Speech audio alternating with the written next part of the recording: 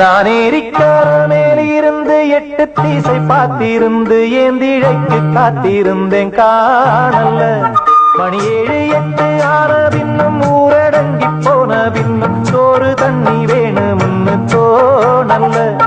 என் தெம்மாங்கு பாட்ட கேட்டு தெங்காத்து ஓடி வந்து சூடாக போக வேணும் அக்கறையில. நானும் கூட்டி வச்சு பொத்தேல வாடுறேனே இக்கரையில.